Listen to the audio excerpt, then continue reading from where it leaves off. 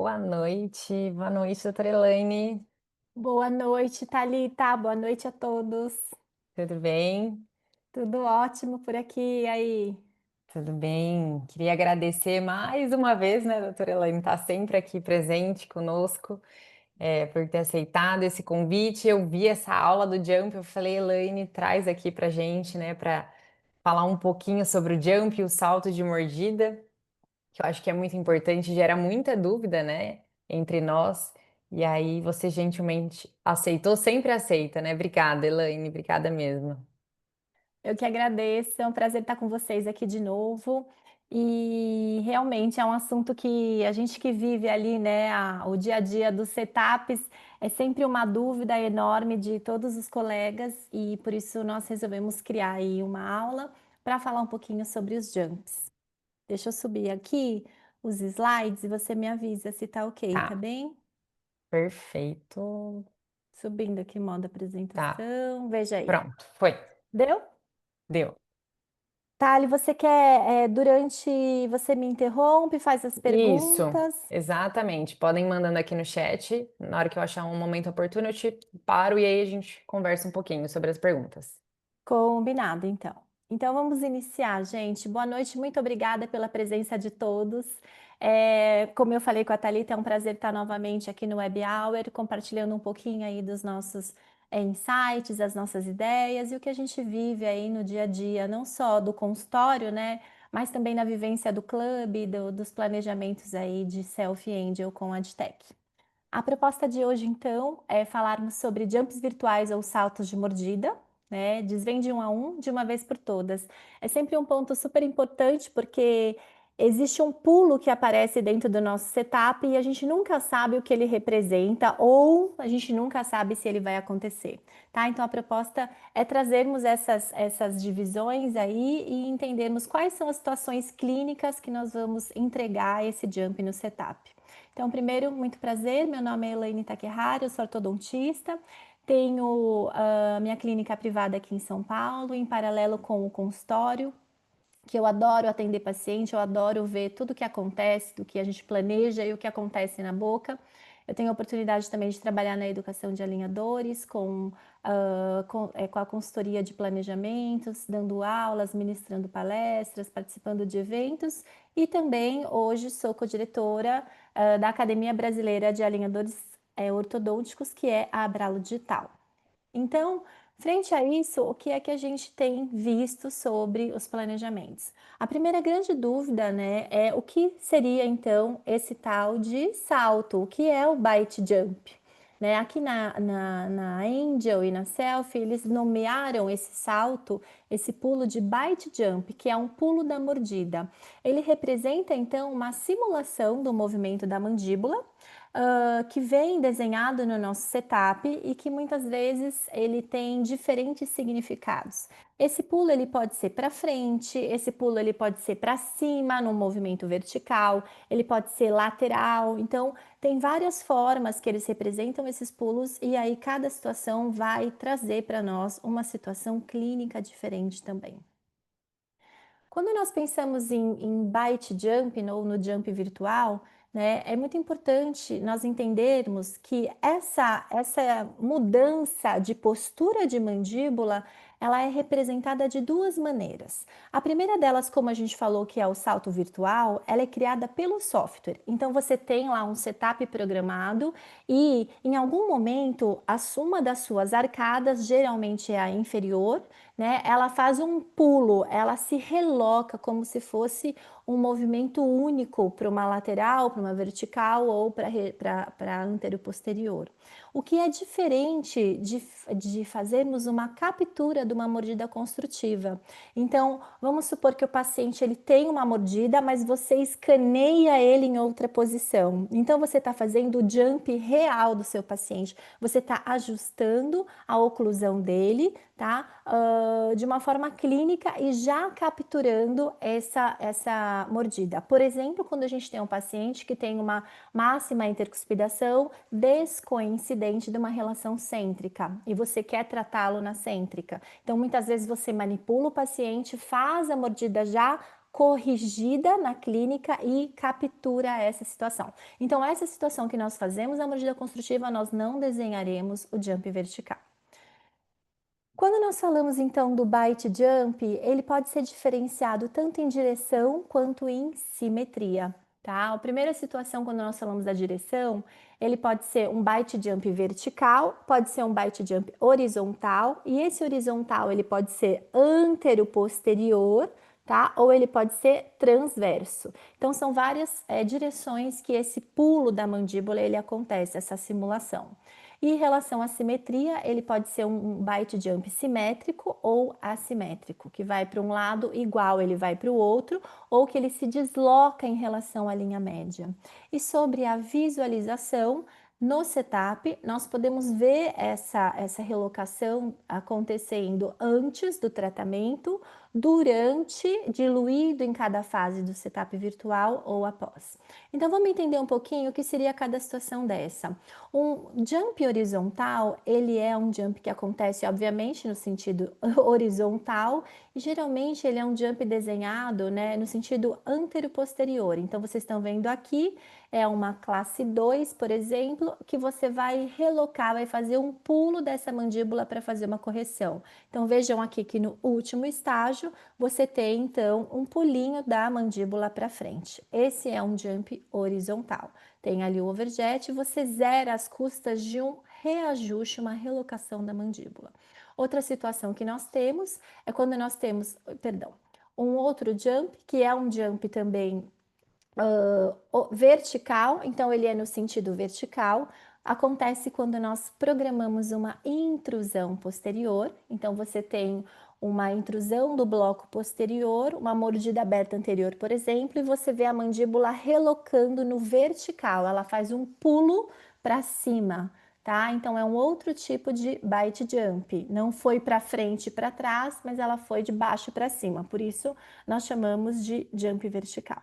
Outra situação é quando nós capturamos aquela mordida construtiva. Então, num caso como esse, nós já capturamos uma mordida construtiva para a construção de um aparelho ortopédico do tipo A6, né, que é o bloco oclusal de propulsão mandibular da Angel. Então, quando nós capturamos já essa mordida construtiva, nós vamos ver essa mordida aberta, né, já capturada no nosso setup. Então, de novo, nesse caso, a gente não vai fazer o avanço virtual, mas no final ele traz uma intercuspidação dos arcos, somente simulando a remoção dos blocos ortopédicos. Outra situação que nós temos é quando nós falamos, então, agora naquela questão da simetria, um jump simétrico, quando você promove esse pulo simetricamente na arcada. Então, se ele é um jump simétrico horizontal, a mandíbula pula para frente de uma forma simétrica, ela pula para frente respeitando a linha média inicial. Então, muitas vezes as linhas já estão coincidentes e você pula para frente sem fazer um desvio dessa linha média inferior. Diferente do que poderia ser se você programa um jump assimétrico, que então você vai fazer esse pulo para frente, mas durante o deslocamento dessa mandíbula para frente, nesse pulinho, ela vai também deslocar em relação à linha média superior ou à mediana facial. Então você tem um jump para frente que é horizontal, mas ele se desloca lateralmente. A esse jump nós chamamos jump assimétrico. Então vocês viram aí alguns exemplos e nós vamos entender clinicamente quando aplicar um horizontal, um vertical, um simétrico e um assimétrico, tá? Todas essas situações, elas são cabíveis na nossa prática clínica. Vai depender muito do caso, né? Então, esse aí eu acho que é o ponto-chave para a gente conseguir desenhar bem um setup que utiliza um salto virtual. Dentro do iOrtho, que é o software de visualização do Selfie do Angel, nós temos ali um jump de mordida que pode ser visualizado na barra de estágios. Então, vocês verão aqui embaixo, ó, nessa região, uma barra laranja no meio do tratamento, né? E aqui nesse setup de Angel, eu consigo definir se eu quero enxergar essa barra no primeiro estágio no último estágio ou em todos os estágios ativos. Aqui, ó, eu desloquei ela para o primeiro estágio, então antes de iniciar o alinhamento, ele faz o pulo virtual. O que muda quando nós falamos isso? Você ter essa tecla, esse ajuste do botão, vendo o setup no início, vendo o setup, o pulo durante, ou ver esse pulo depois, ele só modifica que você muda a visualização. Não é que o jump vai acontecer só durante, só antes ou só depois. O jump, ele geralmente acontece ao longo do tratamento. Mas de uma forma didática, usualmente nós deixamos para visualizar esse jump ao final, que é isso que nós estamos vendo aqui. A gente vê a correção dentária acontecendo no setup e no último estágio a gente deixa a barra laranja para últimos estágios ativos para poder entender qual é a correção programada com o pulo da mordida e não com a correção dente a dente. Tá? Então, a visualização pode ser colocada antes, durante ou depois, mas como sugestão, eu recomendaria que vocês deixassem sempre ele no final para diferenciar o que é movimento de dente e qual é a correção que foi programada com o pulo da mordida. Outra coisa interessante para a gente saber é onde buscar, onde pedir isso dentro da nossa prescrição. Então, quando a gente vai fazer o preenchimento de uma prescrição de um paciente, lá dentro do sistema Angel, vocês terão essa necessidade de preencher sobre a relação sagital. Lembrar que sempre que você tem a bolinha vermelha aqui na prescrição, ela representa um item que é obrigatório preenchimento. Então, não tem como você não dizer se você quer manter, melhorar relação canino e molar ou levar isso para uma classe 1. E geralmente, quando você tem essa opção, ele te pergunta se você vai fazer isso às custas de um IPR, de extrações ou de um bite jump. Tá? Então, a correção do molar para uma classe 1 através de um salto de mordida pode ser realizado e é dessa maneira que nós vamos pedir. Outra situação que a gente vai conseguir pedir o jump sempre que nós temos uma necessidade de corrigir a sobremordida, no caso a mordida aberta, então a relação vertical dos arcos, com intrusão posterior. Então, eu tenho uma mordida aberta anterior e eu vou corrigir tratando com intrusão posterior, aqui também vai incluir um jump, que é um jump vertical. Tá? Então, quando nós vamos falar sobre a relação sagital, ele representa, se você pedir o bite jump, ele veio um jump horizontal. Se você está fazendo a relação da mordida aberta, que é uma relação vertical dos arcos, e com a intrusão, ele vai te dar um jump vertical no final, tá bem? Mas somente se for necessário fazer a intrusão dos dentes posteriores. Então, pedir tudo isso dentro do setup é fácil, ver isso representado, entendi que a gente vai ver uma barra laranja, a mandíbula solta um pulo, que eu posso visualizar isso no final para entender o que é o movimento dentário, mas e a previsibilidade? Essa pergunta é a pergunta que sempre fica na nossa cabeça. Eu estou vendo um pulo aqui no meu setup, mas será que ele vai acontecer na boca? Tá? Então, esse é um ponto que fica sempre em aberto, mas eu vou dizer para vocês que dar certo ou não dar o pulo vai depender do diagnóstico. Se nós acertarmos o diagnóstico desse tratamento, com certeza esse pulo ele é representado também na prática clínica. Então, como sempre, o diagnóstico ele vai ser fundamental para a gente ter o sucesso desse prognóstico, independente se ele é feito com o sistema Selfie ou Angel ou outro tipo de alinhador que utiliza um setup virtual que permita. Isso também é um ponto importante de dizer. Não são todos os sistemas de alinhadores que conseguem desenhar o jump, tá? Os softwares de, de desenho, design de setup virtual, muitos deles não têm essa ferramenta do pulo. Alguns hoje já se atualizaram e tem também, como nós temos, por exemplo, no nosso setup do iOrtho, né? A gente consegue visualizar esses pulos. Há softwares de desenvolvimento de in-house, por exemplo, que não conseguem desenhar isso, então isso não pode ser programado dentro do planejamento. Então, sempre visualizem, entendam qual é o sistema que vocês estão utilizando de alinhadores para saber se isso pode ser representado também no seu setup. Então, aqui a gente vai partir para uma outra área, que é entender em quais situações clínicas nós podemos aceitar planejar esses bite jumps virtuais. Porque então, se depende do diagnóstico, não adianta eu lançar esse bite jump em qualquer situação. Eu preciso lançar esse bite jump numa situação clínica que ele venha acontecer, né? Não adianta a gente desenhar e de repente não ter nada a ver com a nossa proposta de tratamento, ele ali. Tá? Então, a primeira situação que eu vou dizer que o bite jump ele é aceitável é quando nós diagnosticamos desvios funcionais no nosso paciente. E esses desvios funcionais, eles são causados por uma interferência oclusal, um contato prematuro que o paciente, ao invés de morder essa mandíbula numa relação mais central, ele faz um desvio para poder acomodar melhor dependendo da interferência oclusal que ele tem, tá? Então, quais são as evidências clínicas desses desvios funcionais? A primeira deles é o desvio da linha média inferior. A mandíbula é um osso móvel, então, quando a gente tem esse osso desviado, principalmente em pacientes em crescimento, denota uma grande chance de nós estarmos frente a um desvio funcional. Quantas vezes nós não vemos casos em que existe uma mordida cruzada verdadeira, né, que a maxila é atrésica, e de repente essa mandíbula, para não ficar cruzada bilateral, ela desloca para a lateral, promovendo um desvio da linha média inferior, né? É muito comum a gente ver esse desvio da linha média inferior e falar assim: ah, sempre que tem é porque nós temos uma mordida cruzada verdadeira, tá? Outra situação que a gente vê, né, numa foto do paciente em repouso, quando ele tem o queixo deslocado.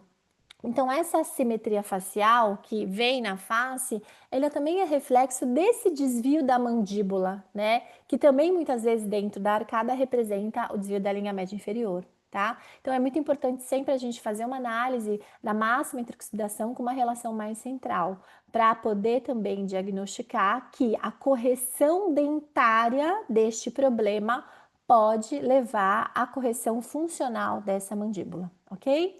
Então, vamos entender uma outra situação em que esses pulos também são visualizados, que é quando a gente faz a simulação da cirurgia ortognática. A cirurgia ortognática, ela também aceita, né, esses pulos, tanto para as laterais, quanto para frente, para trás.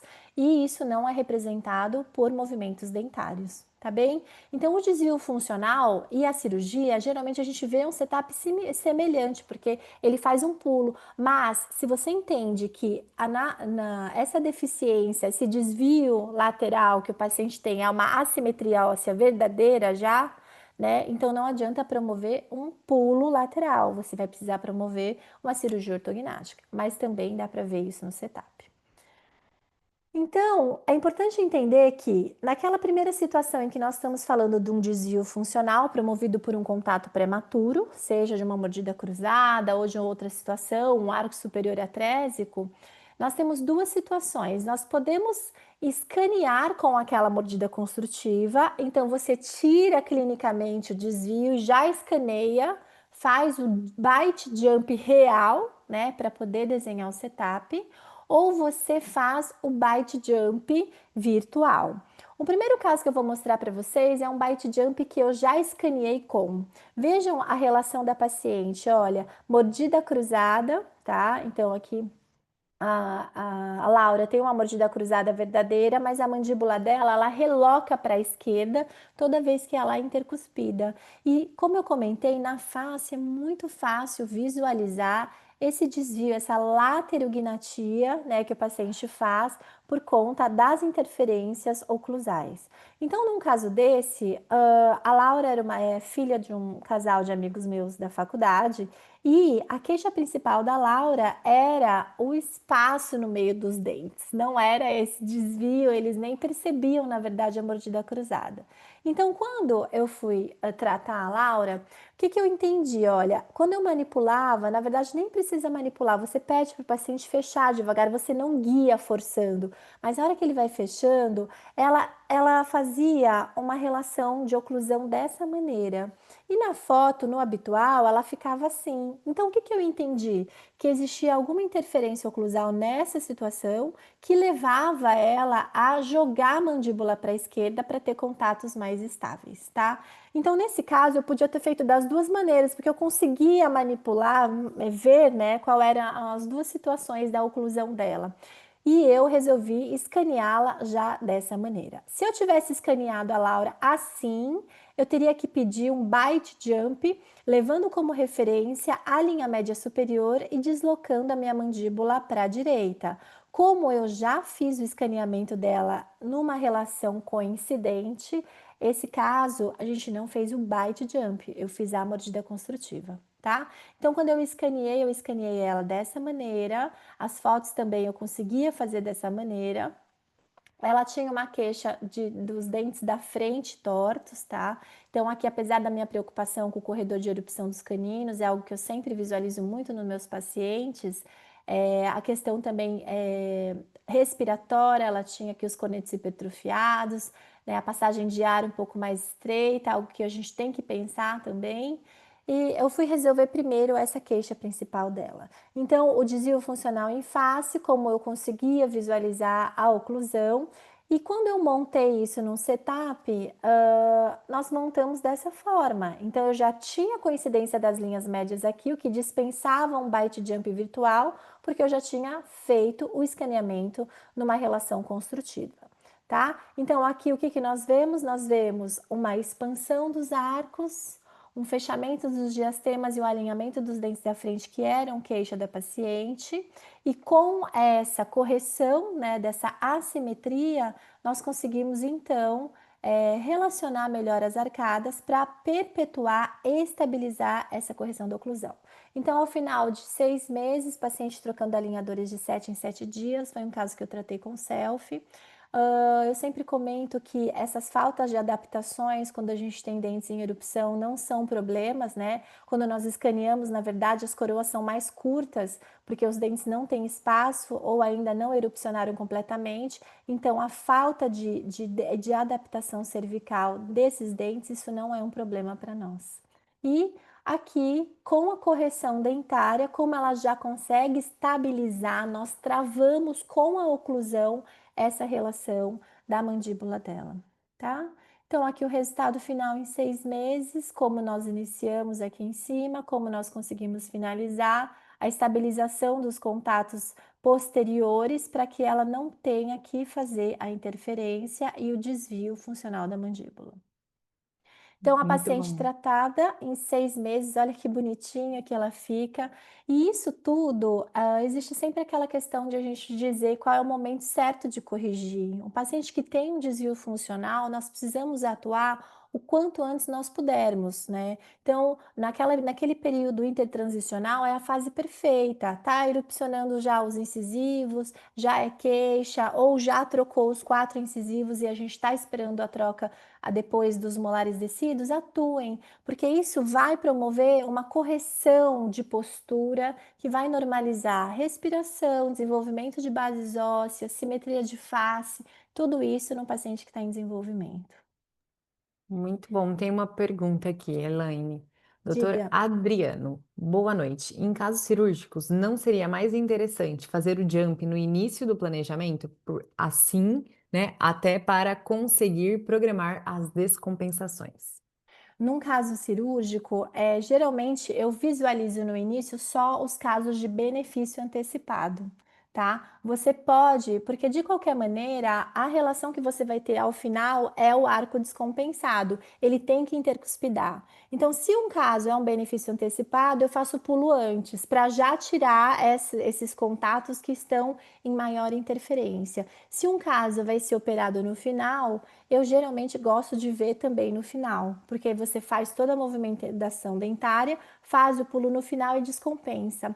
Isso não teria tanto problema, Adriano, porque quando nós pegamos para fazer os ajustes finos no 3D, sempre todas as empresas elas vão paralisar para a gente o setup pós-jump. Tá? Então você vai ver a relação das arcadas e as interferências possíveis, que você precisa fazer ajustes finos, com o jump cirúrgico também. Temos mais perguntas. Doutora Leda, falando que chegou, fofinha paciente, estou amando trabalhar com Angel. E a doutora Maria Regina, qual é a vantagem de fazer essa modificação da mordida? Como você mantém a mudança com alinhadores na boca? Não cruzaria pela adaptação do desvio? E depois que você faz a correção, Regina, a estabilidade ela vem do contato oclusal. Então, por exemplo, essa paciente, ó, essa era a última foto do caso, eu finalizei ela em dezembro e eu preservei depois 90 dias, 3 meses, sem nenhum aparelho. Então, veja só que a gente tem uma pequena recidiva dentária, né? Conforme o 12 erupcionou, ele ainda movimentou um pouco a coroa dos centrais, mas observem que a relação do desvio ela não modificou, porque você entrega uma estabilidade oclusal naquela função, naqueles contatos que o paciente não tem mais a necessidade de desviar. Então, quando é uma criança, nesse caso é uma criança, você estabelece os contatos oclusais corretos e geralmente ela se mantém. Depois dessa situação, eu ainda joguei, como ela era uma paciente que tinha uma interposição de língua anterior, eu joguei uma placa Hawley nela e ela ficou por acho que uns 6 meses. Depois começaram a esfoliar os molares e eu descontinuei. E vocês vão ver essa paciente daqui a pouco, porque eu já estou na segunda fase de tratamento dela e agora a gente vai fazer um jump de propulsão de mandíbula. Então vocês vão ver que ela, anos depois, se mantém sem a recidiva do desvio funcional, tá? Não sei se era isso que ela queria saber. E aí ela está perguntando se, mas não conseguiria isso da mesma forma? Como vocês medem, deve ser a mudança com alinhadores na boca, não cruzaria pela adaptação do desvio? Você entendeu a pergunta dela? Não sei se eu entendi É, direito. vamos ver se Qual ela a vantagem? consegue. Talvez você tenha perguntado a diferença entre escanear essa paciente incêntrica ou fazer o jump virtual, seria isso? Acho que é, pode ser. Tá, sempre que eu consigo estabelecer a relação corrigida da paciente, eu prefiro. Por quê? Porque eu sei que ela consegue representar clinicamente esse ajuste funcional.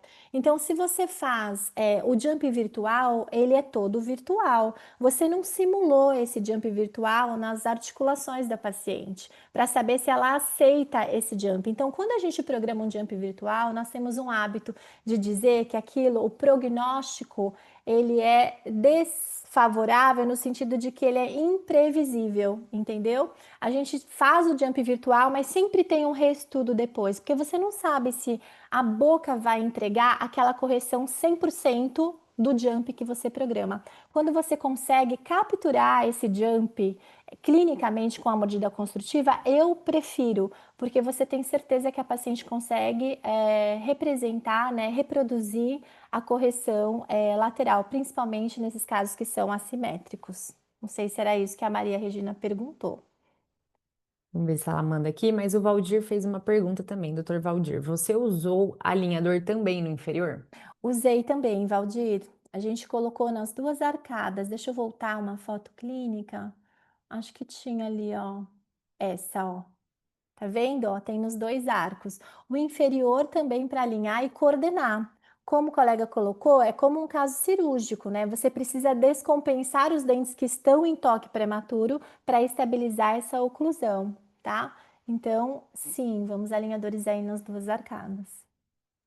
E a doutora Maria Regina falou que sim, era essa a questão dela mesmo. Ah, então tá bom, Maria Regina, obrigada. Eu vejo a Maria Regina todo dia lá no clube. Tem Surgiu mais mais uma uma, pergunta? isso, Sim. em adultos. Você também consegue esse tipo de jump com bom resultado? Fernanda, a pergunta é excelente, tá?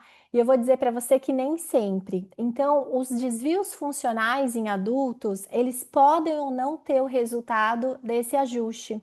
Nas situações que você não consegue, é um caso assimétrico, como nós falamos, que já virou esquelético. Era um caso funcional, provavelmente na infância. E se o paciente ele não consegue, você não faz, você pode até fazer uma primeira fase com essa projeção do desvio. Se você não consegue, você vai ter que reestudar e replanejar de uma outra abordagem. Mas eu vou te dizer, outro dia eu assisti uma aula do Bruno Furquim, que ele fala muito sobre essas questões do deslocamento da TM e tudo. E ele comentou uma abordagem que eu sigo a mesma, que geralmente em pacientes adultos, mesmo você achando que você não vai conseguir o jump, o primeiro setup sempre se constrói. Por quê? Porque tem muito componente articular e muscular nessa situação. Então, um paciente, você vai levar direto para uma cirurgia sem nem ter tentado uma descompensação dentária? Tá? Então, geralmente nos adultos eu também faço, mas eu aviso que pode ser que o resultado não aconteça, a não ser como quando você faz alguns exames, né? Faz a frontal, faz uma análise, uma ressonância de articulação e percebe que não tem desvio e que aquilo não tem chance nenhuma de relocar, tá? E aí temos outra pergunta, doutora Fernanda. Tem um caso de adulto classe 2 que entendo ter indicação de avançar o inferior para corrigir a classe. Fico na dúvida se faço jump ou se seria caso de mesializar os dentes inferiores. Como diferenciar? Boa, Fê. Se você programar o jump num paciente adulto, se for um classe 2, que de novo nós temos uma chance de reposturar, certo? Geralmente o paciente classe 2, principalmente os sintomáticos que sentem dores, incômodos na articulação, quando a gente descompensa os incisivos, você tem uma chance dessa mandíbula reposturar. Pode ser que não até a classe 1, mas pode ser que ela venha um pouco e mude essa relação sagital. Então, se for um 2-2, eu tentaria um jump primeiro. Se não for um 2-2, se for um paciente que já é 2-1, com os arcos bem conformados, que ele teria liberdade para fazer o pulo e não fez até hoje, aí talvez seja um caso de compensação dentária, como você comentou com a mesialização, ou um caso cirúrgico. Perfeito, sem perguntas mais, Elaine. Ah, não. Beleza, Aí, ela mandou um ok, tá tá certo. bom. Obrigada, Thalita. Então vamos seguir aqui para a gente entender agora um caso que não é um adulto, mas é um adolescente e que também tem essa situação de um desvio funcional. Então vejam, a criança é muito previsível e o adolescente também. Olha só, essa situação aqui do Alberto, ele também tinha um desvio, né? Bastante significativo, se vocês forem perceber ali, né, em relação ao lado direito. Veja a posição do canino onde ele estava do lado direito, um desvio grande em relação às linhas médias dentárias, mas classicamente um dente cruzado.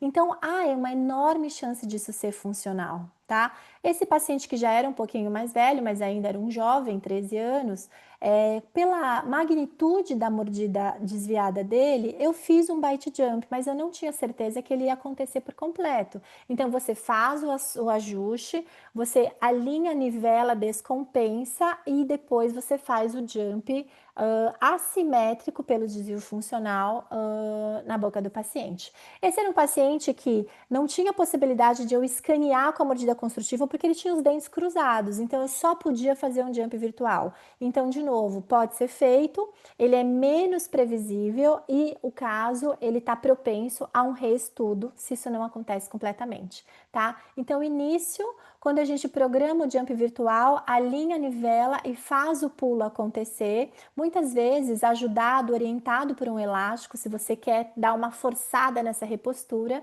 E como resultado clínico, é isso que nós conseguimos. Esse era o escaneamento para um setup de refinamento, tá?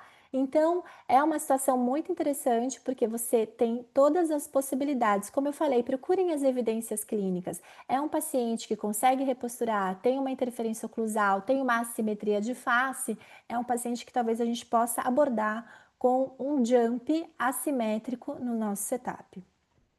Se fosse um paciente mais velho com essa condição dentária, eu faria o jump, porque nós temos claramente uma interferência oclusal ali, que o paciente pode até sentir dores. Então, esse também é um sinal clínico muito interessante. Você tem o desvio da MH para RC com sintomatologia dolorosa do paciente, tá? Então, alguma chance da gente conseguir aí esse resultado. O tratamento feito em 24 meses, 18 meses de preservação, vejam que a gente tem uma estabilidade. Ele já tinha um desvio da linha média dentária, que eu não consegui corrigir 100%, mas olhem só a relação dos caninos do lado direito, como ele encaixa bonitinho. A gente fez ainda um pouco de PR ali por causa de uma discrepância dentária, mas a gente consegue manter estável essa posição, tá? Vou voltar aqui o início só para vocês verem que eu acho legal. Eu não montei essa foto, mas olha como era o inicial, a relação anterior e o canino, e aqui como nós conseguimos intercuspidar no final, às custas de um jump e um pouco de PR também do lado anterior e do lado direito inferior. Elaine, tem uma pergunta, doutora Silvia, como se pede esse jump? Eu coloquei ali na prescrição que você tem algumas situações clínicas em que aceita-se o JUMP, né? Uma delas é a correção sagital, quando você quer a relação do molar corrigida, ele fala para você que pode ser via bite jump. Então você vai colocar na prescrição. Mas de qualquer forma, Silvia, você pode escrever que você quer alinhar e nivelar e quer a correção da linha média às custas de jump assimétrico, tá? Tem alguns técnicos que não devolvem o jump assimétrico por dizer que é imprevisível. Nas situações de desvios funcionais, como nós vimos aqui, eu vou dizer para vocês que vocês devem insistir. Digam que ele tem um desvio funcional e que você quer um jump assimétrico que o setup sempre entrega, tá? O técnico desenha para nós isso sim. E a doutora Elaine, que lindo. Nesse caso, você orienta troca de alinhadores a cada 14 dias? Depende, Aline. Pacientes, as crianças eu troco como regra 7 dias. E adultos eu inicio a 10, se tem boa condição periodontal. E se o movimento, né, não exige muito movimento de raiz. Por exemplo, quando tem mesializações, distalizações, intrusões e torques, eu geralmente faço a 14. E esse caso, hoje eu troquei a 14, mas hoje eu trocaria a 10. É um caso que eu já tratei faz alguns anos. Mas eu trocaria a 10 e regulando esse período de 7, 10 dias criança e adulto, pelo uso, pela resposta biológica, pela colaboração do paciente. Eu nunca uso isso como uma fórmula fechada. E a doutora Fernanda, nesse último caso, o paciente usou elástico? Qual tipo? Usou um elástico de classe 3 ali, né, para ajudar a guiar a mandíbula, mas eu vou te dizer que mesmo que ele não tivesse usado, não seria necessário, porque a hora que o dente sai de interferência, a mandíbula, se é um paciente que não tem ainda a assimetria óssea verdadeira, a mandíbula ela reloca, tá? Nesse caso, eu acredito que tenha sido um 3,16 leve para fazer essa guia, fazer essa puxada, ajudar a reposturar. Tudo bem? Tudo Vamos lá bem, então? pode trocar. Beleza.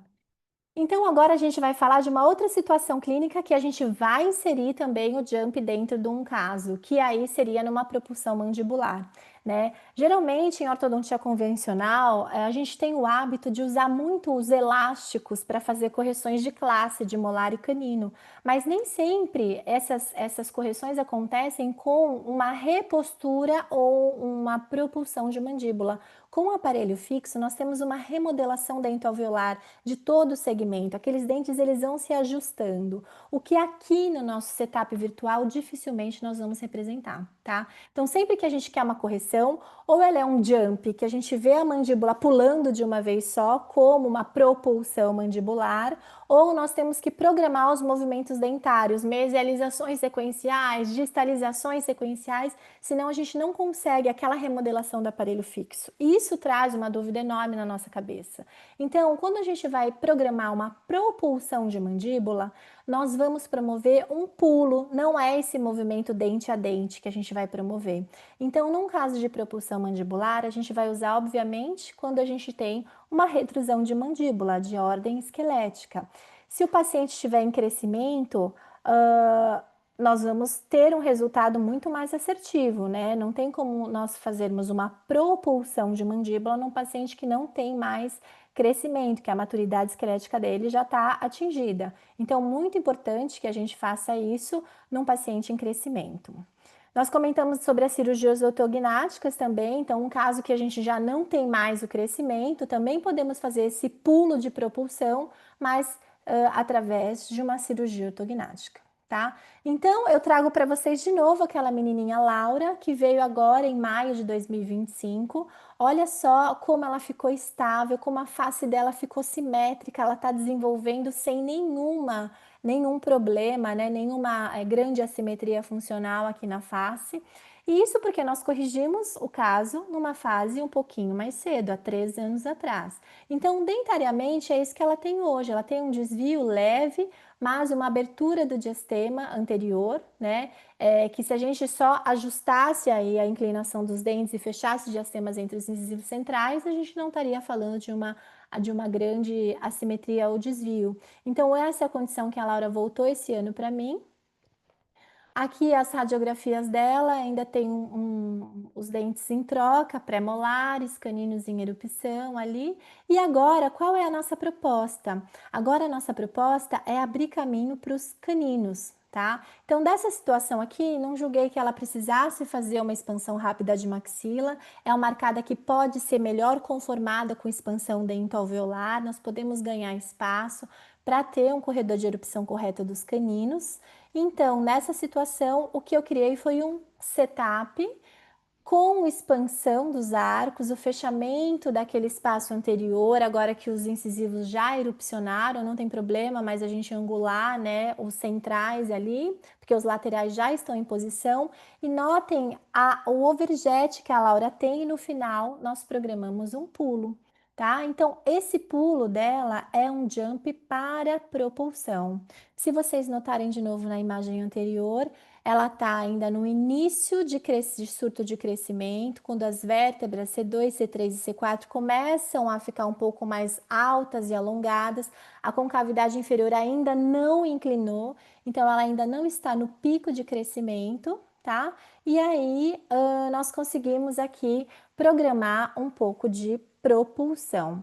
Nesse caso, a Laura faz uso do selfie. Então, no selfie, o que foi que eu projetei para ela fazer a propulsão? O uso de elásticos intermaxilares de classe 2, no inferior em botões, que ela tem as coroas mais curtas, no superior, num recorte do tipo de elástico do tipo gancho, para ela aplicar um elástico intermaxilar. Notem que eu tenho pouco attachments nesse caso, é um caso que eu estou tratando com selfie e eu adoro o selfie para as crianças porque eu aplico poucos attachments, ele tem uma boa retenção, o plástico é um pouco mais rígido, as ameias são menos aliviadas, então a gente consegue também fazer isso aí de uma forma um pouco mais confortável e estética para o paciente. O que eu acho importante nesse caso é dizer que esse caso ainda não finalizei, né? Foi feito agora em maio, mas eu acho importante dizer que para aplicar os elásticos numa paciente como essa, se nós queremos uma força que faça uma propulsão, o que nós vamos levar para ela é uma força um pouquinho maior, talvez um elástico um pouco mais forte aí, trabalhando em torno do 300 gramas, 250, para que a gente consiga fazer essa puxada, essa mudança de postura das arcadas.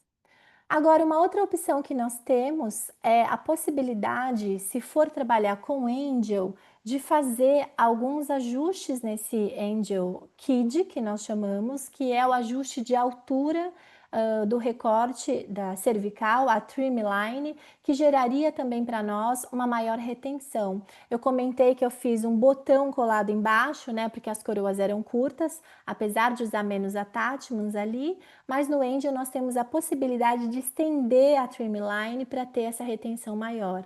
E usar também com isso os Angel Buttons também. Então, se fosse um caso que eu fosse trabalhar com esse pulo às custas de uso de elástico, nós poderíamos programar também Angel Buttons aí para essa situação. A diferença maior, né, que do Angel Button em relação ao cut de elástico, ambos atuariam no próprio alinhador para fazer essa força, essa puxada, seria mais interessante ali no arco inferior que fosse um botão. E a força de ação do Angel Button sempre muito mais ativa em 360 graus, podendo fazer essa puxada em qualquer região do arco superior anterior para conseguir uma força maior. Doutora Thais fez uma pergunta, Elaine. O jump atua na articulação? Como ele procede? Seria isso, Thaís. O jump, ele atua muito parecido com o que eu vou explicar agora dos blocos oclusais do A6. Então, a nossa intenção naquele jump por elásticos é você primeiro fazer uma mudança postural da oclusão e depois, ao longo do crescimento dessa paciente, nós vamos estabilizando o crescimento esquelético para uma propulsão. Tá? Então a gente vai dizer que nossa primeira intenção, usando um elástico um pouco mais forte, é justamente mudar o padrão oclusal do paciente. E aí, essa força deslocada, ela vai promover aí pra gente uma remodelação, né? Para tentar estabilizar essa oclusão e, com isso, levar a um crescimento, a uma propulsão de mandíbula. Hoje, os conceitos mais atuais, quando a gente embasa em literatura científica, eles falam sobre uma maior força do elástico, porque você precisa fazer a remodelação da cavidade glenoide. A gente precisa deslocar essa mandíbula para frente para poder fazer essa remodelação, estimular o crescimento de ramo, né? E muitas vezes também estimular um pouco mais o crescimento de corpo. Por isso que eu comentei sobre uma força de elástico um pouquinho mais forte, tá? E aí, a doutora Maria Regina, nesse caso, se fosse Angel, você indicaria A6 ou Jump? É o A6 com o jump, mas o jump do A6 nós vamos ver aqui que é uma mordida construtiva. Eu vou mostrar agora para vocês, Regina. A última, doutora Fernanda, quando você opta por Jump ou aqueles bite tipo Twin Block? Que é o A6. No caso, quando o paciente ele vai usar selfie, eu vou fazer o jump com elásticos, porque o selfie não tem o A6.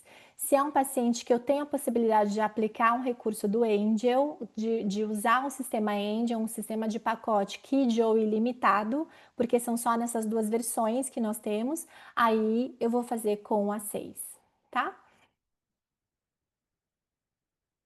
Aqui então eu vou entrar então nessa parte, Thalita, vou falar já do bite jump do A6, pode ser? Pode entrar.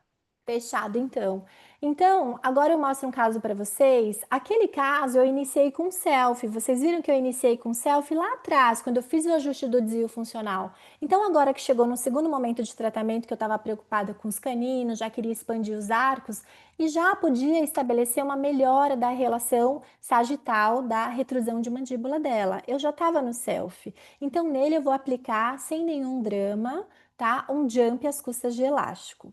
Agora, num caso que você vai iniciar hoje, você já sabe que é um caso de propulsão, talvez seja mais interessante a gente ter o recurso do A6, a gente aplicar o A6. Quando eu iniciei ela com o Selfie, a gente nem tinha Angel, nem sabia o que era Angel aqui no Brasil, tá? Então, se é um caso que vocês querem se beneficiar da propulsão de mandíbula, eu recomendo fortemente que vocês utilizem o sistema do A6.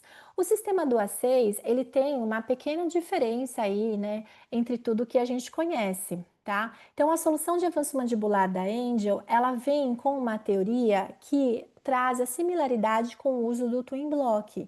Quando nós voltamos de novo à literatura científica do Twin Block, nós temos que ele é efetivo para um crescimento de mandíbula, que o melhor efeito dele é em surto de crescimento puberal, tá? E a gente tem aí um bom resultado para os casos de retrusão de mandíbula. É isso que esse artigo de alguns colegas brasileiros, incluindo um amigo, João Lata, ele fala, foi publicado em 2006. Quando nós entendemos a teoria do A6, ele vem assim, ó, em similaridade a um twin block. Então, ele foi inspirado e foi criado nos nossos alinhadores como um bloco oclusal superior, como um bite block triangular no alinhador inferior para simular justamente essa colocação. O que eu acho mais interessante até do A6 em relação a um jump de elásticos é que nós temos a desoclusão. Essa abertura da mordida feita pela altura do bloco é o que vai levar a uma desprogramação e a uma força maior para que você consiga relocar essa mandíbula e fazer a remodelação da nossa articulação, da nossa cabeça aqui de mandíbula, tá? Então, é muito interessante, é até necessário quando a gente vai ver os conceitos de ortopedia funcional que a gente tenha essa desoclusão. Então, um caso para nós entendermos, essa já foi a Laura, que nós iniciamos esse último ano. Com 11 anos de idade, a Laura já tinha usado um Bionator, e quando ela veio ao consultório, ela ainda tinha uma necessidade de correção. A Laura já estava em final de troca, né, dentária, já com os últimos caninos ali erupcionando, os caninos, o 13 e o 23.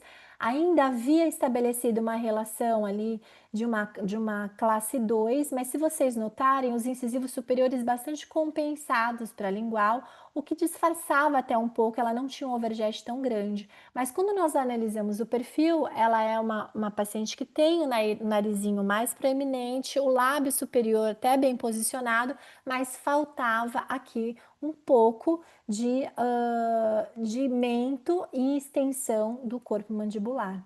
Então, quando a gente olha a panorâmica, ela já é com dentição permanente, os caninos em erupção ainda, ela tem uma relação de classe 2 com retrusão de mandíbula, o incisivo inferior já compensado para vestibular, o superior já compensado para lingual, e a análise de vértebras cervicais dela denota para gente um período muito justo, menos de um ano até o pico de crescimento e desenvolvimento. Ou seja, vamos correr para corrigir essas bases ósseas para que a gente tenha um resultado mais assertivo.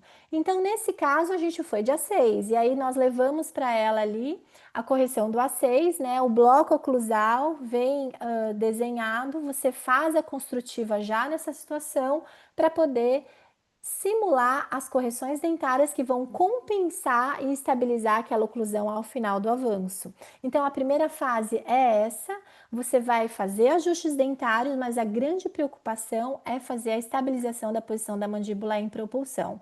Então, o setup ele vem com os blocos construídos, no final ele faz aquela intercuspidação, só para a gente ver os arcos coordenados. Paciente com A6 em boca, vejam só, a altura você abre mesmo. Hoje eles já aceitam que você abra um pouco menos, né? No início, quando nós iniciamos, eles exigiam uma abertura maior, hoje é só de 1 a 2 milímetros na região anterior, 3 a 5 na região posterior, para que possa caber o bloco.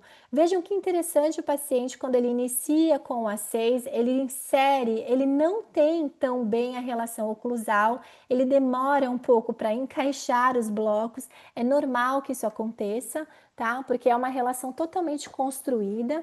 O que eu acho ótimo é que esse bloco ele só ocupa a oclusal, ou seja, eu preservo a Tatmans na região de molares, a retenção não é prejudicada, a curva de SP pode ser corrigida com o nivelamento se eu necessito, e a gente pode manter aí todos os recursos do sistema.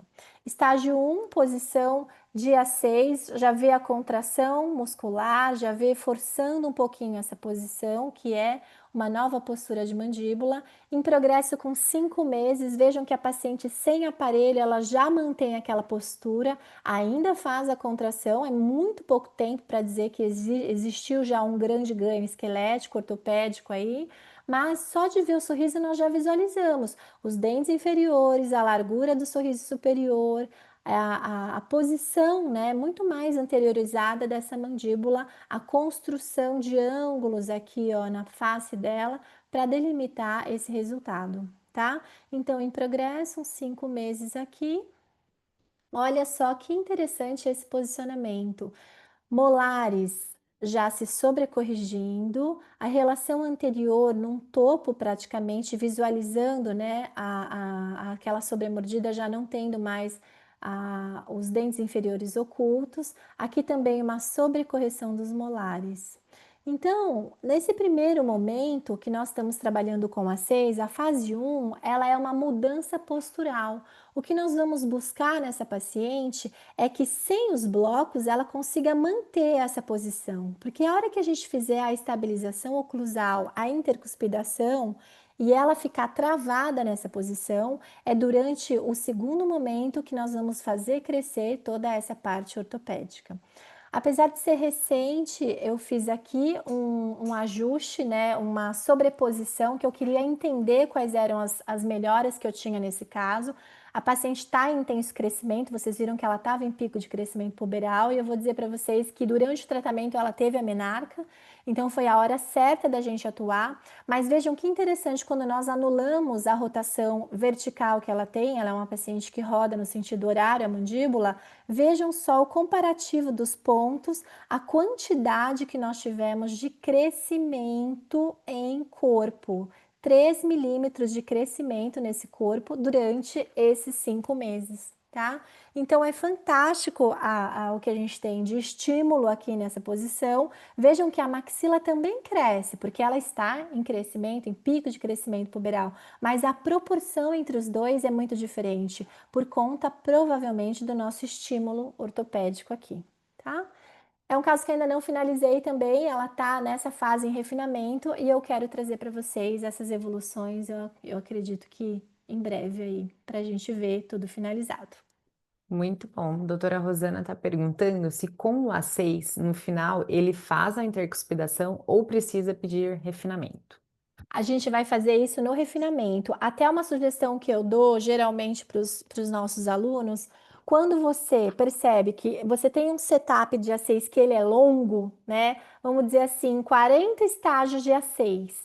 Se em 6, 8 meses, no máximo 10 meses, trocando a 7 dias, você percebe que o paciente já consegue posturar sem o bloco daquela forma que eu mostrei para vocês, eu recomendo que vocês entrem em refinamento, porque você já conseguiu atingir o objetivo da primeira fase, que era a mudança de mordida, né? Construir um novo padrão de mordida, e aí depois desse momento você precisa intercuspidar. Então, ao invés de ficar fazendo alinhamento e nivelamento dentário por 40 estágios do A6, eu recomendo que vocês interrompam, façam o refinamento só para buscar a relação interdentária, tá? E aí mantendo muitas vezes esse avanço aí que você já obteve na primeira fase. E aí tem um comentário da doutora Maria Regina falando que o resultado do A6 é fantástico, e a doutora Wanda também, como na ortopedia. E a doutora Fernanda tem outra pergunta. Num paciente classe 2 com desvio mandibular, é possível pedir o A6 com jump lateral ou o A6 trabalhar de forma assimétrica?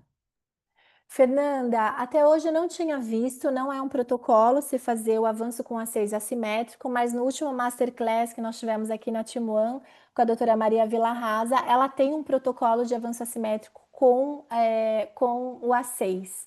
Tá? Eu não vou discutir isso hoje, eu nunca fiz um caso desse, eu nem tinha visto, eu achei muito interessante, mas ela tem alguns pré-requisitos que ela utiliza, ainda não é um protocolo padrão do sistema, mas ela já está desenvolvendo isso com a empresa, tá? Então, eu acredito que em breve a gente tem uma forma de trabalhar com o A6 e um jump assimétrico. E aí a doutora Wanda está perguntando, Elaine, mas com este pouco tempo, a paciente não fica com dupla mordida? Ela pode ficar sim, Wanda, com uma dupla mordida, mas de qualquer maneira, como na segunda fase, que é o refinamento, nós vamos usar muitas vezes um bite curvo para travar essa mandíbula propulsionada, que é um recurso que a Angel tem. Você pode fazer uso ainda de elástico de classe 2 para tentar condicionar essa mordida enquanto você faz a intercuspidação. Por que eu comentei que eu não estendo o uso do A6? Porque o uso do A6, muitas vezes o bloco, ele faz um jump de 4 e ele fica lá parado nessa situação, né? Enquanto isso, os dentes vão se alinhando e nivelando. Então, se você prefere estender o A6, você estende e deixa terminar de fazer a intercuspidação daquele tipo, do próprio alinhador no primeiro setup. Mas quando o paciente já consegue posturar à frente, é muito mais confortável você trabalhar sem o A6. Você trabalhar depois só com o bite curvo, você trabalhar com as intercuspidações dentárias, forçar aquele engrenamento para ter a resolução dessa mordida dupla, tá? Mas muitas vezes ela vai ficar assim, porque você ainda não teve a estabilização, né, oclusal devida ali. E aí a doutora Wanda está perguntando se você pode disponibilizar este protocolo. Podemos falar sobre isso. Eu ainda não tenho, né, todos os detalhes. Eu assisti isso numa aula teórica, ainda nem apliquei, mas acho que pode ser um bom assunto para a gente discutir em próximos aí. E a doutora Maria Regina está perguntando o que que é o bite curve. O bite curvo é como se fosse um bite turbo, mas ele é inclinado, como um plano inclinado. Então, a Hum. paciente, a hora que morde, ele desliza a mandíbula à frente e trava lá na anterior do incisivo. É um bite turbo, só que ele é inclinado, funciona como um plano inclinado. Ele é próprio para isso. Você pode usar em diversas situações, quando você tem um overjet pequeno de uma classe 2 que você não quer usar um A6, mas você quer deslizar, mas também para manter essa posição que a gente conseguiu do A6, ele é recomendado pela própria Angel. Perfeito. Vamos terminando aqui então. Uma outra situação, que é uma situação um pouco mais, menos comum, é quando a gente pede essa simulação, esse bite no sentido transverso, simulando uma expansão rápida de maxila. As situações que eu gosto de usar isso, né, quando nós temos a necessidade de uso de casos híbridos. Então, no caso do Heitor, que era esse caso, esse meu paciente, o Heitor tinha uma atresia de maxila, problemas respiratórios, a mãe já se queixava que ele tinha um ronco noturno, ele tinha uma falta de espaço e o inferior, uma perda, aqui, uma necessidade de recuperar espaço para a erupção do pré-molar, até promovendo, né, o desvio da linha média inferior para a direita. Então, nessa situação, o Heitor, quando eu vi o caso e pensei nessa falta ainda de corredor de erupção para os caninos e tudo mais, eu falei: esse caso é um caso que a gente tem que trabalhar de uma forma, uma abordagem híbrida, com estratégias de tratamento híbridos para tratar essa complexidade funcional e respiratória que ele tem. Então, nesse caso, o que nós resolvemos foi tratá-lo no arco superior com disjuntor e no arco inferior eu não podia esperar para iniciar os alinhadores, que esse premolar ele precisava erupcionar também. Então, nós começamos, fizemos uma simulação na arcada superior, ó, ele faz um pulo de uma vez só no transverso para entregar a simulação da disjunção e o inferior venho trabalhando para recuperar o espaço do premolar, tá? Deixa eu só voltar a panorâmica aqui para vocês visualizarem que eu tinha uma certa pressa para resolver o espaço para esse pré-molar subir, que ele já estava com um terço da raiz formada e logo ele ia começar a erupcionar, tá bem? Então, sem espaço ali, ele poderia ficar travado. Então, a nossa alternativa foi fazer um tratamento híbrido, em que nós simulamos o disjuntor superior, mas eu, clinicamente, fui tratando ele com uma disjunção, com uma expansão rápida de maxila, ao mesmo tempo que usando um alinhador inferior. Por que que eu fiz a simulação da disjunção? Para eu ter ideia de quanto também eu poderia fazer já a expansão do arco inferior, ganhar esses dentes, esse espaço, que eu estava com essa arcada totalmente colabada ali no espaço do pré-molar. Então, para eu ter uma certa referência, como se eu já estivesse coordenando o arco inferior com o superior que eu iria disjuntar. Tá? Então, aqui é o final da expansão rápida de maxila, fazendo a troca dos alinhadores inferiores, aí tendo essa situação. Os dentes, esse aqui eu usei um disjuntor colado, né, em duas bases só palatinas, ele acabou dando um pouquinho mais de compensação dentária. Hoje eu já gosto de usar um que tem uma barra na vestibular também, mas vejam a diferença, o ganho para o paciente funcional, respiratório, a mudança na face, né?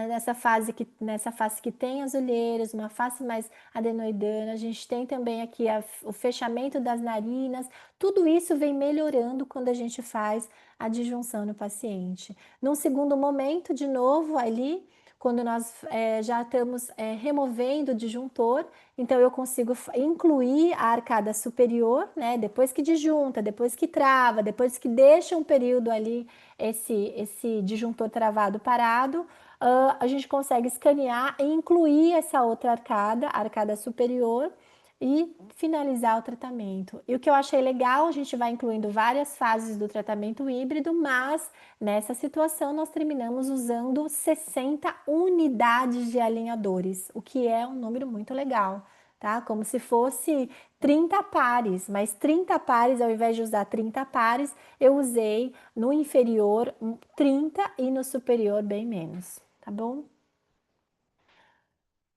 A documentação final do Heitor, então, a situação dele já crescendo, desenvolvendo, a gente preservando essa dentição. Vejam já aqui, ó, o pré-molar já erupcionado em boca, agora esfoliando esse canino, que está um pouco atrasado, mas ele vem também saindo. Já não tô com esse dente impactado, né? E toda uma condição, a coincidência das linhas médias aqui e uma outra arcada desenhada para depois a gente poder fazer ajustes dentro alveolares somente, tá? Então aqui também o canino já aparecendo, olha que legal. Aqui também o volume do canino superior e o que dá uma certa satisfação dessa situação, com certeza, é ver uma panorâmica como essa, com a regularização dos espaços para a erupção dentária e o paciente respirando muito bem.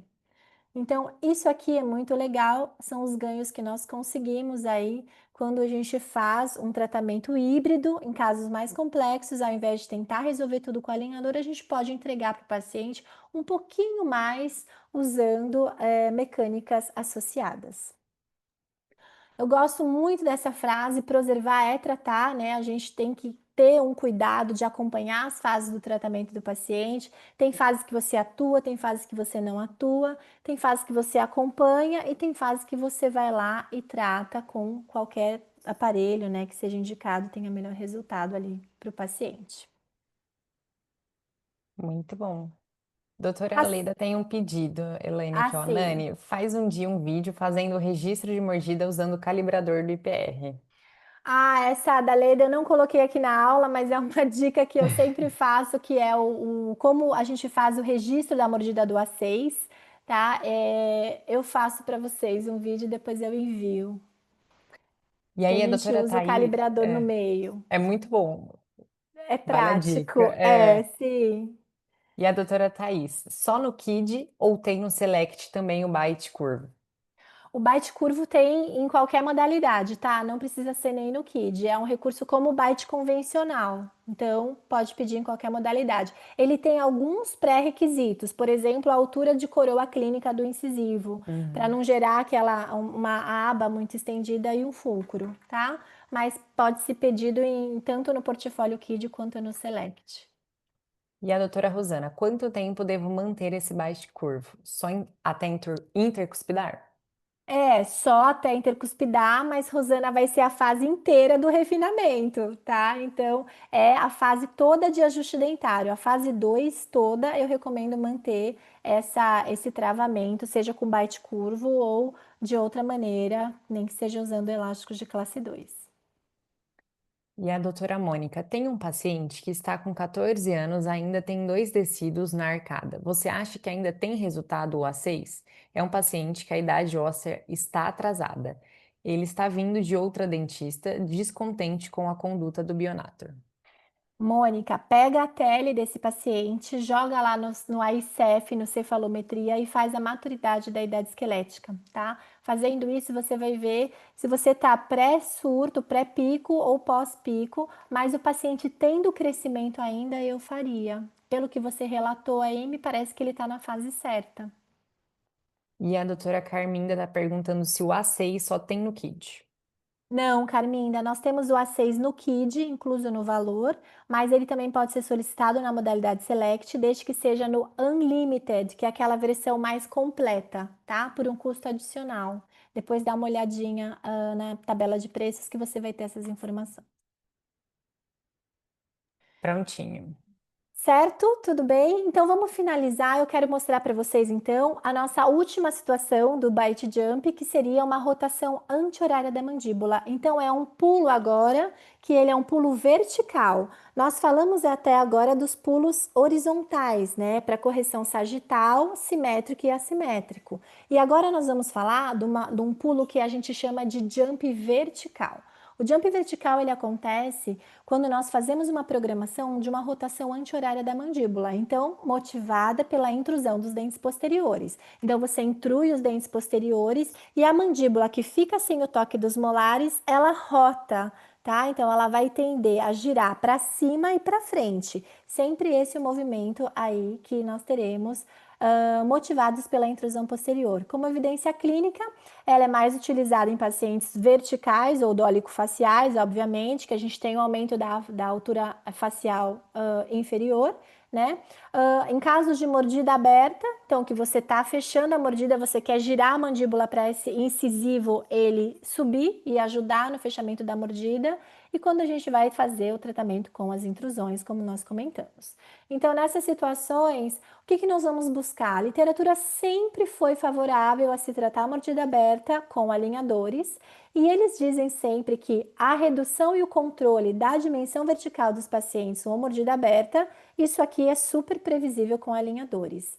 Quando a gente busca, então, de novo, o que nós vemos ali? Nós vemos que essa via de um tratamento não cirúrgico é muito favorável com a rotação anti-horária da mandíbula motivada pelas intrusões de molares em alinhadores. Lembrar que intruir molares com alinhadores é um movimento muito mais fácil do que a gente tinha também com a ortodontia convencional. Então eu sempre falo, tem casos que o alinhador ele deve ser o padrão ouro de tratamento, a primeira indicação, porque ele vai facilitar não só para você, mas também para o paciente a obtenção do resultado. Então, nesses casos dos jumps verticais, a gente vai ver isso virtual. Então, a situação que nós teremos clinicamente é uma mordida aberta, muitas vezes.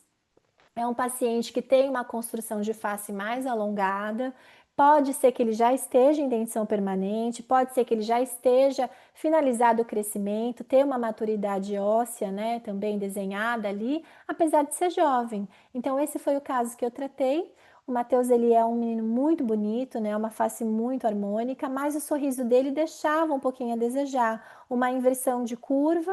Então, a necessidade de expor mais os superiores, mas também uma mordida aberta bastante significativa, que pela face alongada também me propiciava a possibilidade de abordá-lo com a intrusão dos dentes posteriores. Então, num caso desse, é muito favorável, porque eu posso fazer a intrusão posterior, eu posso fazer a extrusão dos incisivos também, a curva do sorriso, né, ela aceita, e o inferior também eu vou promover um jump vertical. Então, como que eu desenho esse setup? Eu desenho esse setup com a intrusão sequencial dos dentes posteriores, num padrão 50%. Depois que ela termina, eu desenho a extrusão dos anteriores, para poder ter um controle de ancoragem melhor. E no último estágio, na barra laranja, eu vou ver desenhar o jump. Tá? Então, a visualização depois para entender o que é que o dente entrega e o quanto eu vou precisar finalizar ali com o jump vertical. Então, intrusão posterior sequenciada, extrusão anterior e no final, com aqueles arcos voando sem nenhum contato, eu vejo aquilo acontecer. A primeira dica que eu vou dar para vocês, que quando nós temos um paciente que tem uma tendência classe 3, esse jump, por ele considerar uma rotação para frente e para cima, eu preciso aliviar o overjet. E por isso vocês veem que no meu setup, nesse que eu construí, nós temos aqui um pouquinho de IPR inferior. Tá? Então, nesse caso, eu promovo os IPRs inferiores aqui, porque justamente porque eu não posso finalizar o meu overjet justo depois do jump, porque essa mandíbula rotando para frente, eu vou finalizar com uma mordida anterior em topo e causando uma mordida aberta posterior. Então, eu tinha antes uma mordida aberta anterior, e se eu não deixar o overjet folgado, eu vou causar uma mordida aberta posterior no final. É um erro muito comum que eu vejo nas construções de setup. Tá? Então, lembrando que o potencial de intrusão posterior ele é enorme para o fechamento de mordida aberta, porque nós vamos ter esse movimento, esse fechamento potencializado nos incisivos pelo movimento de dobradiça que nós temos na mandíbula, e também um potencial ainda de fazer a extrusão dos incisivos. Então, muito importante que a gente tenha a diferenciação entre um jump vertical puro e um jump que ele também leva um grau de rotação. Então, se o nosso setup hoje desenha um jump vertical puro, nós precisamos fazer a compensação da sobressalência final, como eu comentei com vocês. Então, nesse caso construído, nós teremos aqui, é um caso feito com Angel. Vejam que aqui atrás eu tenho um levante dos occlusal pads, que são aqueles auxiliares, né, para a gente conseguir construir aí a desoclusão dos molares, então vem no setup umas almofadinhas, você pede qual dente você quer, eles constroem aqui no seu alinhador e você tem uma elevação dessa oclusão posterior. Então, o Occlusal Pad potencializa essa intrusão, eu vou ter a intrusão sequenciada aqui, depois eu vou fazer uma extrusão anterior e nesse meio, usando angiobuttons para fazer uma estabilização do centro de rotação da mandíbula, onde eu quero potencializar todo esse meu controle de forças. Então, a gente estabiliza região de canino em elásticos intermaxilares. Uma evolução de 4 meses depois da intrusão posterior. Vejam que o meu setup, eu via o jump só no final, mas clinicamente, ao longo do tratamento, isso já vai se desenhando clinicamente, porque à medida que os posteriores vão tirando o contato, a mandíbula já vai autorrotacionando. Quando a gente avalia análise de progresso, a gente vê também que está tudo verdinho, vai indo muito bem. 4 meses ao final da intrusão posterior, nós já temos uma resultante de rotação anti-horária da mandíbula. Se vocês notarem, parece que ele está quase no topo, ó. E ainda eu já estou fechando bem, sem a extrusão dos anteriores ainda. E ao final da fase 1, em 10 meses, depois da extrusão dos incisivos, obviamente ativados por atátimos, né? Sempre um movimento que pede, aí a extrusão absoluta vai pedir os atátimos. Nós temos esse grau de resultado, fechamento de mordida aberta. Fase de refinamento poderia terminar assim, estava tudo muito bem, mas quando a gente olha a intercuspidação, no meu ponto de vista, faltava um pouquinho de coordenação dos arcos, então eu fui para uma fase a mais de refinamento de 15 alinhadores, também muito pouquinho, né, muito tranquilo, para finalizar essa coordenação, para resolver esses contatos oclusais, para estabilizar também um pouco mais essa mordida aberta anterior, então atuando com forças um pouco mais, porque também geralmente é um caso que precisa aí de um novo padrão muscular, né, de língua, lábios e tudo, para a gente conseguir um resultado estável, tá? Então, esse ajustezinho, vejam o setup, só uma pequena coordenação, para que a gente tenha aí uma melhor estabilidade do tratamento. Doutora Wanda perguntou se foi trocas semanais, nesse caso.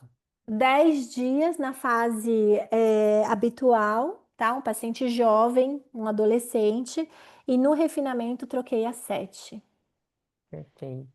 Inicial e final, vejam a tele, que legal que é o resultado, e a gente nem precisa ver a sobreposição para entender como houve uma redução da altura facial inferior pela rotação anti-horária da mandíbula, mas de qualquer forma eu trouxe para vocês aqui o traçado, o primeiro em azul, o segundo em vermelho, olha só como muda, né, a postura, muda a parte facial, muda a parte de tecidos, muda o perfil e principalmente a relação interincisal. Sorriso do paciente ao final do tratamento. Então, ao final dos 14 meses, nós temos aí essa relação.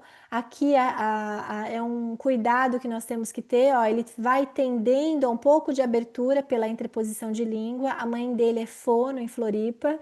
Nós estamos em contato para ver se ela consegue fazer essa terapia com ele, mesmo à distância que ele mora hoje em São Paulo. Mas um resultado muito bonito do início e do final, trabalhando aí com essas estratégias de um bite jump vertical, tá? Então, sorriso inicial e final aí pra gente.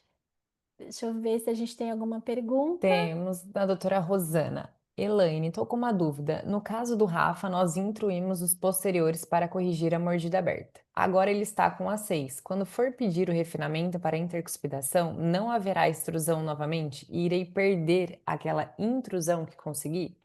Nossa, Rosana, eu preciso ver o setup. De cabeça eu não vou lembrar. Mas o dele, a fase inicial, a preocupação maior nem era a intrusão dos posteriores, né? Era a descompensação que ele tinha dos incisivos, porque era uma classe 2 compensada, não era isso? Então, nós descompensamos para abrir o overjet para fazer depois o pulo do A6, tá? Então, eu acho que não havia esse problema posterior, mas me chama depois da semana que a gente vê o caso juntas. Ó, ela falou exatamente isso. É, tá vendo? Eu tô velha, mas não tô ruim da cabeça. Tanto assim, tanto assim. E aí, a doutora Silze, qual contenção você indicou para este caso? Para esse caso, nós colocamos uma placa de acetato superior. E no caso, o que eu acho que seria legal, que ainda nós não temos a possibilidade, seria manter os occlusal pads, né? Se fosse possível, seria uma alternativa muito boa. E fono, né, gente? A fono que tá em casa é a mãe dele, então eu tô esperando, acreditando que ele vai usar a fono, tá? E aí, o Dr. Walter, tanto no uso do A6 quanto na intrusão posterior, tenho verificado essa desoclusão posterior. Vale fazer uso de elásticos associados ao refinamento? No A6, essa abertura posterior da mordida, ela é desejada, ela é provocada, não é um erro, tá? Então não fique preocupado, na fase 2 a gente vai fazer a intercuspidação.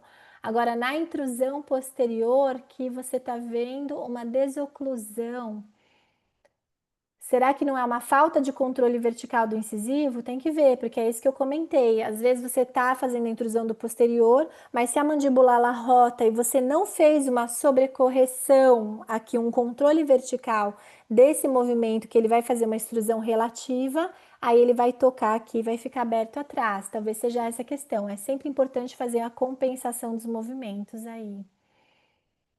E agradeceu, perfeito. Beleza, Prontinho. então.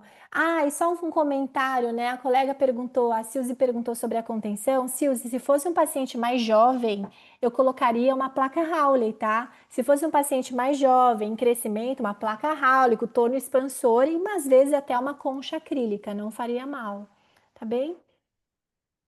E Perfeito.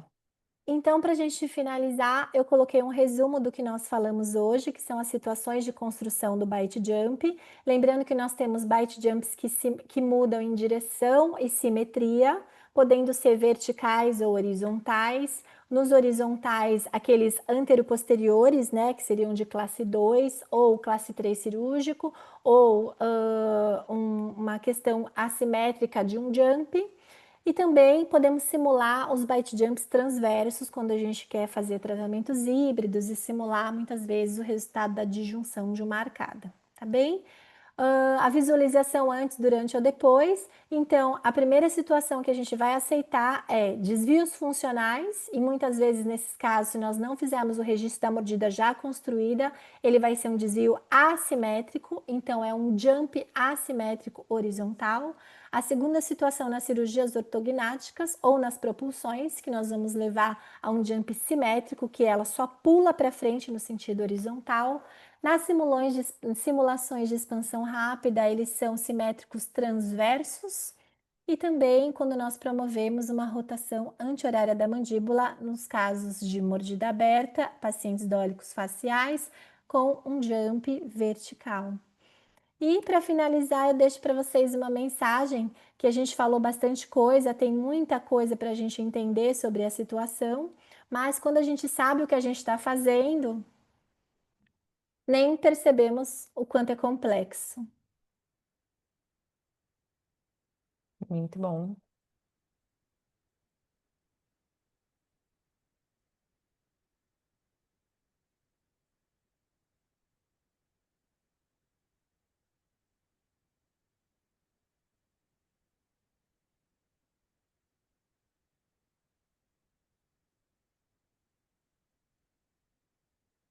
Esse é um vídeo que está no Instagram, na página desse Benjamin Hardman, e eu acho incrível, porque o urso vem andando no gelo marinho e ele vem com uma naturalidade, uma tranquilidade boiando ali sobre as geleiras, que ele nem percebe que ele está no meio de um mar de ondas, tá? E o mesmo acontece com a gente. Quando a gente desvenda essas situações nos setups, quando você enxerga o que cada pulo representa, vocês nem vão perceber que aquilo lá é algo difícil de se acontecer, tá bem? Muito Muito obrigada, obrigada. então, e boa noite, gente. Obrigada. Elaine, eu só vou pedir uns minutinhos aqui, o pessoal tá agradecendo, elogiando aí a aula, sempre incrível, né, a sua aula, eu sou suspeita. Eu vou compartilhar aqui rapidinho com vocês os nossos eventos aqui, o nosso site educacional, porque tem gente também que chega depois e não consegue ver a aula por completo, né? Acredito que Uhum. até sexta-feira a aula já esteja ali no nosso site, que é o Horta Education, tá? Então ela fica gravada, a gente coloca lá semanalmente. tem bastante conteúdo para vocês. A gente tem aulas semanais online com o nosso suporte clínico com ortodontistas também. E fica o convite aqui do próximo evento, Ender Beyond, segunda edição. Esse ano nós já tivemos, foi incrível. E a doutora Elaine já está lá, né, como participante aí, né, essa experiência muito bacana. Esses já são os palestrantes confirmados. Então vai ser um evento aí de 13 a 15 de maio no Grande Hotel São Pedro, com muita interação. Isso é muito importante, né? A doutora Elaine falou no começo, essa nossa troca, né? Então vão ser dias bem bacanas, bem é, produtivos, né? Lembrando que toda quarta-feira a gente tem o Web Hour, semana que vem estou aqui de novo. Quero agradecer mais uma vez, Elaine, a sua presença. Você sempre aceita o nosso convite aí, sempre dá uma aula, um show, né? De aula. Muito obrigada, que a doutora Thaís já está falando que ela vai. Ela vai no Bacana. Angel, legal. Obrigada a você, tá? Obrigada pelo convite, obrigada aí pela companhia de todos os doutores e esperamos nos ver aí no Angel Beyond. Isso aí. Até a próxima, gente. Tchau, Obrigada, tchau. beijo, tchau, tchau. Beijo, tchau.